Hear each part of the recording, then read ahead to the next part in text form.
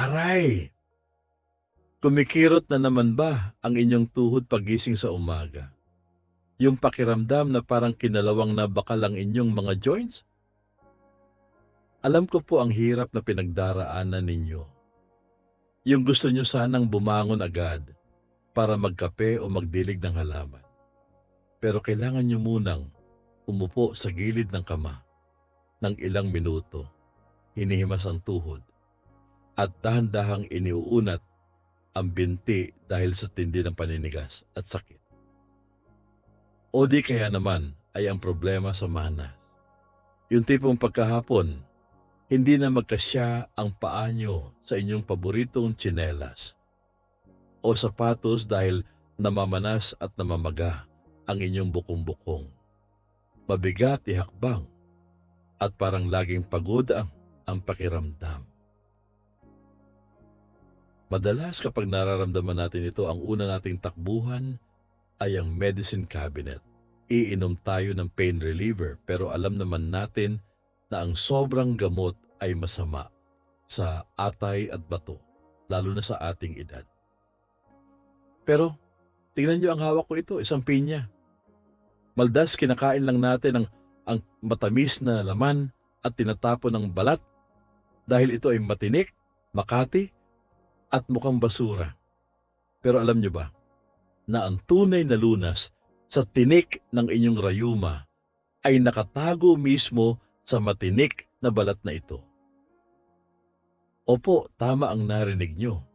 Ang itinuturing niyong basura ay isa palang napakalakas na natural medicine na pwedeng pumawi ng sakit ng tuhod, magpahupa ng manas at magpababa ng kolesterol ng libre at walang side effects. Bago ko ituro ang espesyal na recipe, gusto ko munang malaman kung sino dito ang seryoso sa kanilang kalusugan at handang sumubok ng natural. Kung sawa na kayo sa pag-inom ng synthetic na gamot at gusto nyo ng ginhawa mula sa kalikasan, paki-comment naman nun sa ibaba ng salitang pinya. Huwag po kayong mahiya. Sige na po, i-type nyo na P-I-N-Y-A. Kapag nakita ko ang comment nyo, alam kong handa na kayong gumaling at maging maginhawa ang pagkilos. At habang nagtatype kayo, may pahabol ako. Kung ang problema nyo naman ay sa mukha, gaya ng pekas, napanood nyo na ba ang video natin tungkol sa balat ng papaya o kaya ang balat ng saginang para doon sa wrinkles? Kung hindi pa, naku, marami kayong namimiss. Nasa description sa ibaba ang mga link. Panoorin nyo yun pagkatapos nito para kumpleto ang senior care nyo. Mula sa pagpapaganda ng mukha hanggang sa pagpapagaling ng tuhod. Balik tayo sa pinya. Bakit nga ba ito tinatawag na magic gamot sa rayuma ng mga eksperto? Ang sikreto ay nasa tinatawag na bromelain. Ang bromelain ay isang napaka-espesyal na enzyme. At alam nyo ba kung nasa ng pinakamataas na concentration nito? Wala sa matamis na laman, kundi nasa gitna, core, na matigas at sa balat na tinatapon nyo. Sa medisina, ang bromelain ay tinatawag na natural anti-inflammatory.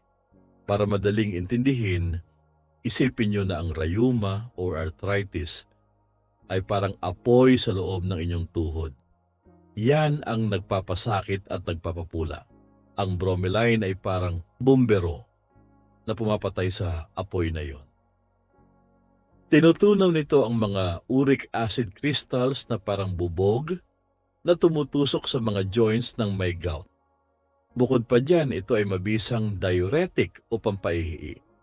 Kung manas ang paa nyo dahil sa high blood o dahil mahilig kayo sa maalat, tutulungan kayo ng balat ng pinya na i-flush out or ilabas ang sobrang tubig at toxin sa katawan. Kaya huwag itatapon.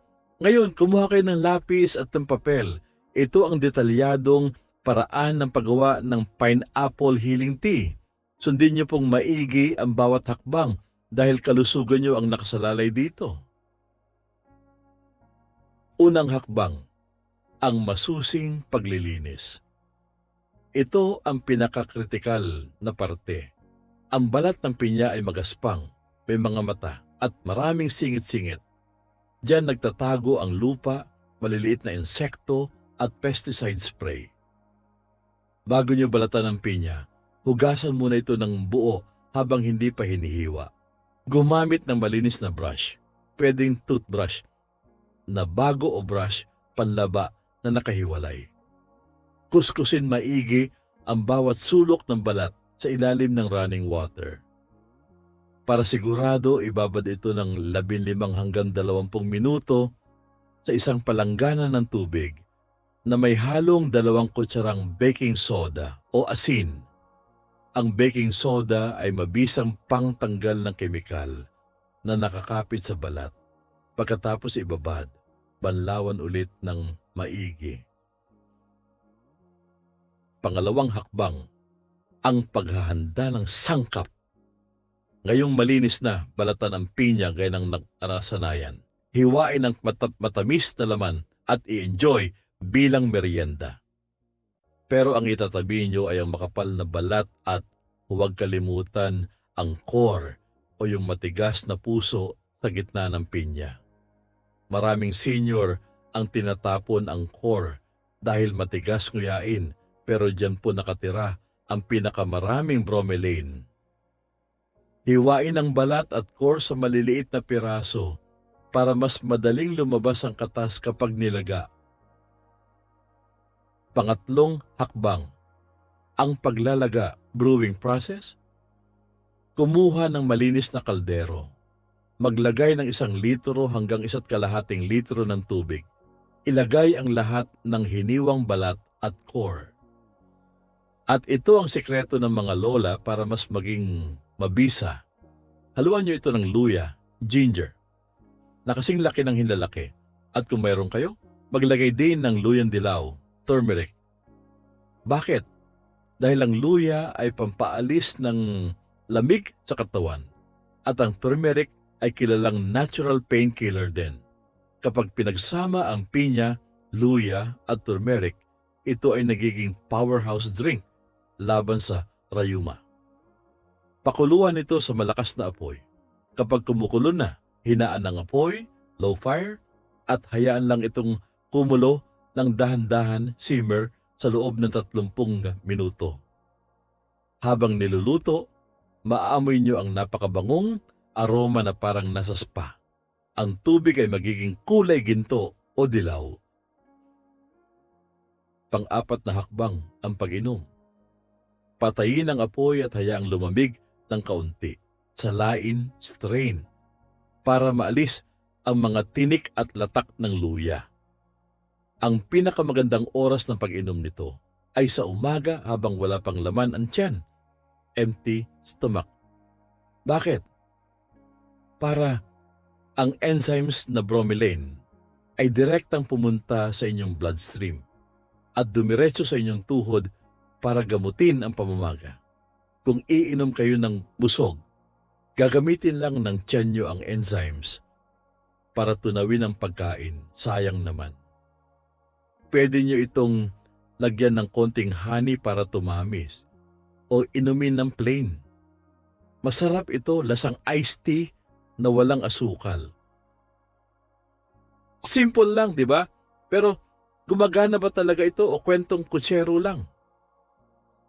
Sa susunod na bahagi ng video, huwag kayong aalis dahil ipapakilala ko sa inyo si Mang Ben at si Lola Selly.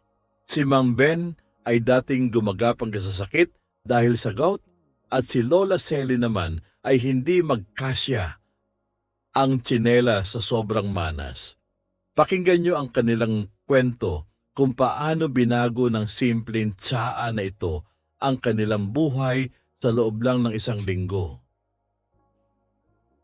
Ngayong hawak nyo na ang sikreto ng paggawa ng tsaa at habang nilalanghap nyo ang bango ng kumukulong pinya sa inyong imahinasyon, marahil ay may maliit na boses pa rin sa inyong isipan na nagtatanong, Totoo kaya ito? Baka naman placebo lang o gawa-gawa lang ng mga vlogger?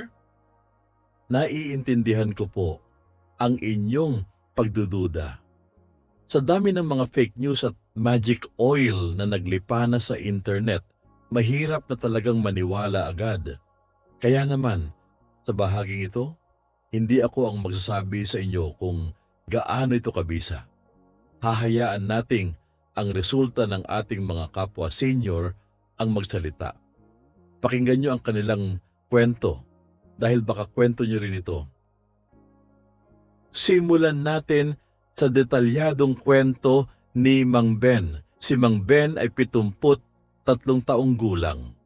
Sa loob ng 40 taon, siya ay naging hari ng kalsada, isang proud na driver ng jeepney. Sanay siya sa hirap, sa init at sa tindi ng traffic. Pero nang mag-retire siya, hindi niya inakala na ang kanyang pinakamahigpit na kalaban ay hindi ang traffic, kundi ang kanyang sariling mga tuhod. Ang kanyang diagnosis, malubhang gouty arthritis. Kung may gout po kayo, alam nyo na ang sakit na ito ay hindi basta-basta masakit lang. Sabi ni Mang Ben, tuwing atake ito, lalo na kapag naparami siya ng kain ng munggo, mani o kahit konting lamang loob, ang pakiramdam ay parang impyerno. Inilarawan niya ito na parang may libo-libong maliliit na bubog o basag na salamin na gumagasgas sa loob ng kanyang kasukasuan. Pulang-pula ang kanyang hinlalaki sa paa at tuhod. Mainit na parang may lagnat ang balat. Kahit madampian lang ng manipis na kumot sa gabi, napapasigaw siya sa sakit. Ang dating masiglang driver ngayon ay nakakulong sa bahay. Ang pinakamasakit para kay Mang Ben ay hindi ang pisikal na kirot, kundi ang pagkawala ng kanyang dignidad. Dati, siya ang bumubuhay sa pamilya. Ngayon, para makapunta lang sa banyo, kailangan niyang gumapang o magpatulong sa apo. Pakiramdam niya ay isa na siyang pabigat. Ubos na rin ang kanyang ipon, kakabili ng colchicine at pain reliever na minsan ay sumisira pa sa kanyang tiyan. Nawalan na siya ng pag-asa. Sabi niya sa sarili, ganito na lang siguro ako hanggang sa huli. Isang araw, napanood ng kanyang misis ang tungkol sa pineapple pill tea. Dahil wala naman silang pambili ng gamot ng linggong iyon, nagdesisyon ng misis niya na subukan ito. Namulot sila ng balat ng pinya sa palengke. Libre lang nilang hiningi sa tindera. Nung una, galit pa si Mang Ben. Sabi niya, ano ba yan? Basura yan eh. Pinapakain mo ba ako ng basura? Ginagawa mo naman akong baboy. Pero dahil sa tindi ng sakit at dahil ayaw niyang masaktan, ang damdamin ng asawa, ininom niya ito. Pikit mata. Ang lasa. Nagulat siya. Hindi ito lasang basura. Lasang matapang na tiyaan na may anghang ng luya at tamis ng pinya. Mainit ito sa tiyan, nakaka-relax. Ininom niya ito tuwing umaga. Sa unang 2 araw, walang milagrong nangyari. Masakit pa rin, sabi niya. Sabi ko sa iyo, walang kwenta yan. Pero pinilit pa rin siya ng misis niya. Ituloy mo lang, Ben, tiyaga lang.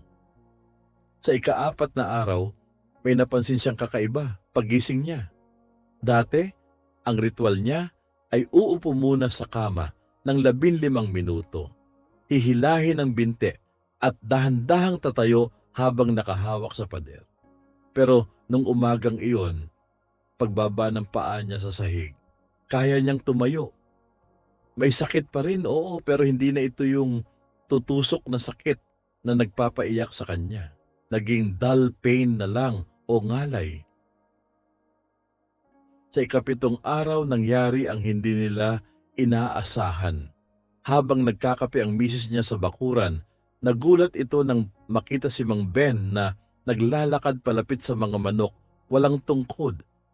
Dahan-dahan ang lakad, pero diretso ang tayo. Napaluha ang asawa ni Mang Ben. Niyakap siya nito. Ang sabi ni Mang Ben, para ako kung nabunutan ng tinik. Day, Yung bromelain pala ang bubunot ng tinik sa tuhod ko. Mula noon, hindi na sila bumibili ng mamahaling painkiller. Ang balat ng pinya na hinihingi lang nila sa palengke ang naging sandata ni Mang Ben para makalakad ulit. Hindi man siya nakakabiyahe ng jeep, pero nakakalakad na siya papunta sa tindahan ng nakangiti. Sunod naman ay ang kwento ni Lola Selly. 68 taong gulang. Iba naman ang kalbaryo ni Lola Selly. Ang problema niya ay ang matinding manas o edema na dala ng kanyang high blood at mahinang kidneys. Kung nakakita na kayo ng monay na bagong luto, yung mataba, siksik at makintab, ganun ang itsura ng paa at binti ni Lola Selly. Kapag pinindot mo ang balat sa kanyang binti, bumabao ng daliri at inaabot ang ilang segundo bago bumalik sa dati. Pitting edema ang tawag doon. Dahil dito, ang pakiramdam ni Lola Selly ay parang may hila-hila siyang kadena o semento sa kanyang mga paa. Ang bigat-bigat ihakbang. Mabilis siyang mapagod at tingalin kahit maglakad lang papunta sa kusina. Ang pinakamasakit sa kanya ay ang hiya. Dati, mahilig siyang magsimba at makipagkwentuhan sa mga kumare. Pero dahil hindi na magkasya ang kanyang mga sapatos, napilitan siyang magsuot ng maluluwag na tsinelas ng lalaki. Pakiramdam niya ay pinagtitinginan ang kanyang namamagang paa. Kaya unti-unti, tumigil na siya sa paglabas.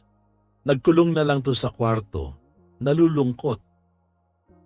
Sinubukan niya ang pineapple pill tea dahil narinig niyang ito ay natural na diuretic o pampaihi. Ang ginawa niya, nilagyan niya ng maraming luya at luyang dilaw ang tsaa. Ang unang epekto na naramdaman niya ay ang dalas ng paghihi. Halos maya't maya ay pumupunta siya sa CR. Nung una, nainis siya. Sabi niya, "Ano ba ito? Lalo lang akong napagod kakabalik-balik sa banyo." Gusto na niyang itigil, pero ipinaliwanag sa kanya ng anak niya na iyon ang paraan ng katawan para i-flush out o ilabas ang sobrang tubig at asin na nagpapataas ng kanyang presyon. Pagkalipas ng 3 araw ng matiyag ang pag-inom at paghihi, isang umaga napansin niya na parang lumiit ang kanyang binti. Nakikita na niya ulit ang buto sa kanyang bukong-bukong ankle bone na matagal nang natatakpan ng taba at tubig.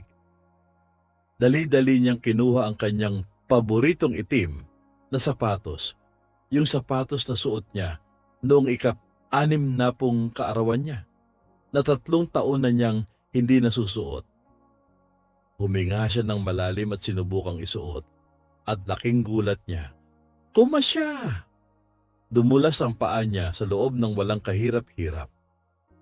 Napaiyak si Lola Selly sa tuwa habang nakatingin sa sapatos niya. Tumayo siya at naglakad-lakad sa sala. Gumaan ang kanyang pakiramdam, parang lumutang siya.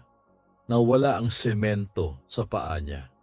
Pati ang kanyang blood pressure ng sukatin niya ay bumaba mula 150 sa 70, naging 130 sa 80 na lang. Sabi ni Lola Selly, sa halagang 20 pesos na pinya, tinalo pa ang maintenance ko sa mahal. Ngayon, makakasimba na ulit ako ng nakasapatos. Mga senior, nakita nyo na.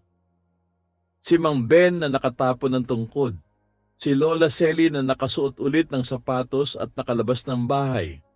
Pareho silang gumaling hindi dahil sa magic at lalong hindi dahil sa mamahaling gamot. Gumaling sila dahil sa siyensya ng bromelain na nasa balat ng pinya at dahil sa lakas ng loob nilang sumubok ng natural. Sa susunod at huling bahagi ng video, ibibigay ko ang final warning. Sino ang bawal uminom nito? At paano kung wala kayong fresh na pinya? Napaka-importante nito dahil ayaw nating sumakit ang tiyan nyo. Kaya wag aalis, tatapusin natin ito ng tama. Bago tayo maghiwalay at bago nyo takbuhin ang kusina para maglaga ng pinya, meron akong napaka-importanteng final warning o mga babala. Alam nyo po, sa gintong edad, ang priority natin ay ang inyong kaligtasan. Kahit natural ang isang gamot, hindi ibig sabihin ay pwede na ito sa lahat. May mga kondisyon kung saan bawal o kailangan ng pag-iingat sa pag-inom ng pineapple pill tea. Makinig maigi dahil ayaw nating sumakit ang tiyan nyo o lumala ang sakit nyo. Babala, bilang isa para sa mga may acidic na sikmura. Kung kayo po ay merong hyperacidity, GRD, acid reflux o gastric ulcer, tandaan ang pinya ay may natural na acid. Bagamat ang balat ay hindi kasing asim ng laman, may taglay pa rin itong asim na maaring makairita sa sugat ng tiyan nyo. Kung kayo ay may ganitong kondisyon, huwag inumin ang tsaa nang walang laman ang tiyan sa umaga. Ang payo ko, inumin nyo ito pagkatapos kumain ng tanghalian o hapunan. Sa ganitong paraan, may laman na ang tiyan nyo at hindi didiretso ang acid sa lining ng sikmura. Kung makaramdam pa rin ng hapdi, itigil muna at uminom ng maraming tubig. Babala bilang 2 para sa mga umiinom ng pampalabnaw ng dugo. Kung kayo ay may maintenance na gamot gaya ng aspirin, warfarin o clopidogrel, ang bromelain sa pinya ay may natural na blood thinning effect. Pinapalabnaw nito ang dugo para gumanda ang daloy at umiwas sa stroke. Maganda ito pero kung sasabayin nyo ng gamot na pampalabnaw din, baka sumobra ang labnaw ng dugo nyo at maging delikado sa pagdurugo o pasa. Kung umiinom kayo ng ganitong gamot, kumonsulta muna sa doktor o limitahan ang pag-inom ng tsaa sa 2 beses lamang sa isang linggo. Babala, bilang 3, iwasan ng canned pineapple syrup. Ito ang madalas na pagkakamali ng iba. Kapag walang fresh na pinya, bibili sila ng dilatang pinya at iinumin ang sabaw o syrup. Naku, bawal na bawal po iyan. Ang syrup sa lata ay punong-puno ng asukal at preservatives. Wala na itong buhay na enzymes. Ang asukal ay pagkain ng pamamaga. Kapag uminom kayo niyan, imbes na mawala ang rayumaan nyo, lalo lang iyan sa sakit dahil tataas ang sugar level nyo at dadami ang inflammation. Fresh na balat lang ang ating gagamitin. Ngayon dumako naman tayo sa isang praktikal na tanong. Dok, paano kung hindi ko maubos ang balat? Sayang naman kung itatapon ko yung sobra. Napakagandang tanong. Dahil ang advocacy natin ay walang tapon, ito ang pwede niyong gawin. Kapag bumili kayo ng malaking pinya, hugasan niyo na agad lahat ng balat. Hiwain niyo na lahat. Yung sobra na hindi niyo mailalaga ngayong araw, ilagay niyo sa ziplock bag o malinis na plastic at ilagay sa freezer. Opo, pwede itong i-freeze. Tumatagal ito ng hanggang 3 buwan. Kapag gusto niyo ulit uminom ng tsaa, kumuha lang ng 1 dakot mula sa freezer at idiretso sa kumukulong tubig. Hindi na kailangang itaw o patunawin. Ganyang kadali. Instant gamot na nakaredy sa inyong ref. Mga senior, nakita niyo na? Ang solusyon sa rayuma ni Mang Ben at manas ni Lola Selly ay hindi kailangang mahal. Nasa balat lang pala ng pinya na madalas nating binabaliwala at pandidirian. Isipin nyo, ilang beses na kayong nagtapon ng balat ng pinya sa buong buhay nyo? Ilang gamot na sana yon, ilang ginhawa na sana yon para sa tuhod nyo. Pero huwag kayong manghinayang sa nakaraan. Ang mahalaga, alam nyo na ngayon, mula sa araw na ito, tuwing makakakita kayo ng pinya, Hindi na basura ang tingin nyo, kundi ginto. Ngayon ang hamon ko sa inyo. Sa susunod na pupunta kayo sa palengke, subukan niyong hingin sa tendera ang balat ng pinya na binalatan nila para sa ibang customer. Madalas, ibibigay nila iyon ng libre dahil itatapon din naman nila. Iuwi niyo, linisin at ilaga. At pagkalipas ng 1 linggo, balikan niyo ang bidyong ito. Gusto kong mag-comment kayo sa ibaba. Sabihin niyo sa amin, Doc, nawala ang sakit ng tuhod ko. O kaya, Doc, kumasya na ang sapatos ko. Yan ang pinakamasarap na regalo na pwede niyong ibigay sa akin. Ang malaman na gumaling kayo ng walang ginastos. Kung nakatulong ang bidyong ito sa inyo, may isa lang akong pakiusap. Pindutin po ang share button at ipadala ito sa inyong mga kumare, kumpare o sa inyong family group chat. Maraming senior ang nagtitiis sa sakit ng rayuma. Ngayon na walang pambili ng gamot. Baka ang bidyong ito ang sagot sa kanilang dasal. Tulungan niyo kaming maabot sila. Maging instrumento tayo ng pagpapagaling. At huwag kalimutang pindutin ang subscribe at ang bell button sa ating channel na Gintong Edad. Dito, bawal ang sayang at ang kalusugan ay kayamanan. Kung gusto niyo pang matuto ng ibang lunas, panoorin niyo ang video natin tungkol sa balat ng papaya o balat ng saging. Maraming salamat sa inyong oras, tiwala at panunood. Kayo ang inspirasyon namin. Tandaan, ang edad ay numero lang, pero ang kalusugan ay nasa inyong kamay o nasa inyong basurahan na pwede niyong pulutin. Ingat po kayo palagi, uminom ng tsaa at God bless po sa inyong lahat.